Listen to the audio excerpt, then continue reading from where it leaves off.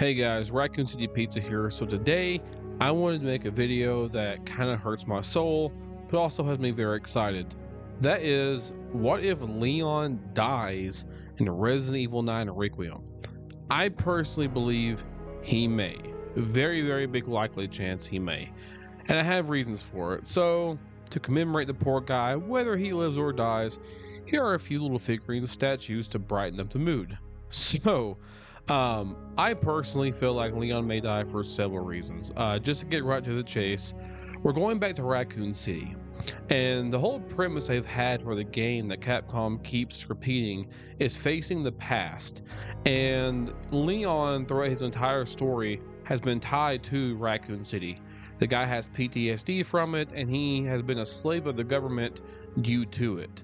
And I personally feel like him going back and essentially finishing his story from where he began is the most fitting way to retire the character. Now, you could argue that he doesn't die and he just simply retires, which is very, very possible. I think that could happen.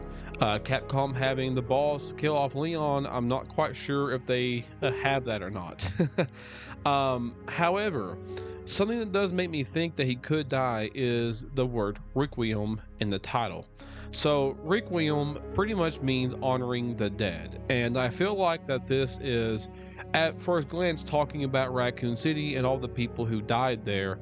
However, I do believe it's also talking about Alyssa, who, as shown in the trailer, is dead unfortunately, and possibly Leon.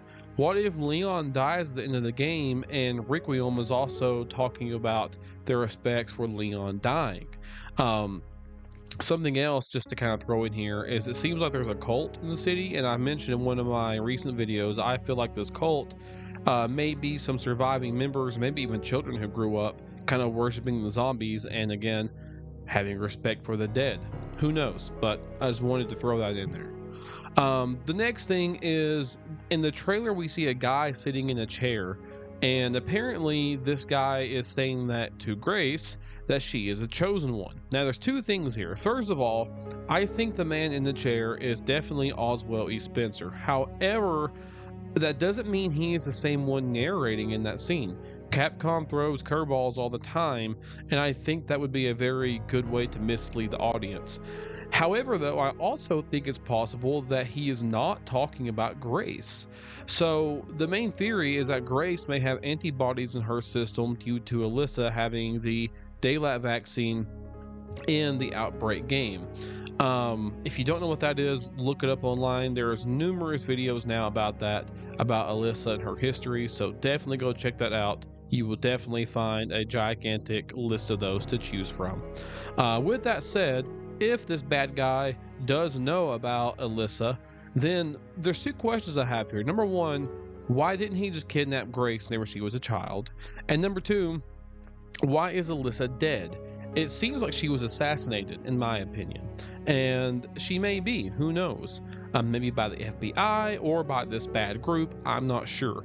However, if they knew that she had antibodies in her system, why not just kidnap her instead of killing her? Now, you could argue that this villain may not have found out about Grace or Alyssa until recently. And it is very possible, but he did say that she is the one that he's been looking for a while. But my theory here is, what if him saying you are the chosen one I've been looking for a while, what if he's talking to Leon? Now, this is kind of just me spitballing here, but this guy who seems to be maybe an ex-Umbrella employee or somebody new, I'm not quite sure.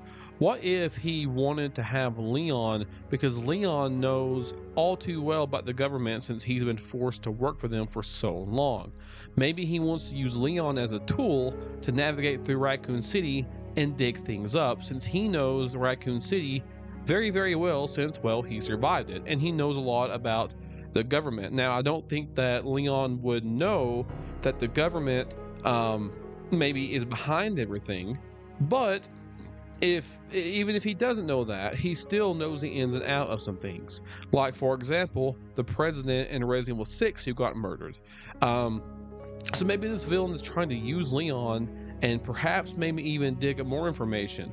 I'm not sure exactly what or why, but maybe he's using Leon to force him to uncover the truth of everything. Maybe make Leon do the dirty work for him. But again, I don't know. This is just a theory. I think he is talking about Grace still, but I do think it's very possible that Capcom is misleading us and it's actually talking about Leon. Now, the last thing I want to mention here, and I think I mentioned this in a video recently, is if Leon does die, imagine ending the game with a funeral, right? Imagine if we got to see every single living character alive. I mean, an updated Ashley. We get to see with the graphics we have now with the RE engine, getting to see Jill, Chris, Barry, Rebecca, Sherry, everybody. That would be phenomenal to see. It would celebrate Resident Evil by seeing everybody together in the same room. That would be phenomenal. But we don't know. We'll just have to wait and see. So let me know what you guys think. Do you think Leon will die in the Resident Evil 9? If he doesn't die, do you think his story will come to a close? According to Dust Golem, which, he's hit or miss sometimes when it comes to his credibility, this definitely is Leon's story, and it is a closing chapter for him. One notable thing too is that we have gotten a lot of Leon the last several years. Maybe it's on purpose. Maybe Capcom wanted to show new fans his overall story, which is Resident Evil 2 and 4, to lead us up to the conclusion of Resident Evil 9.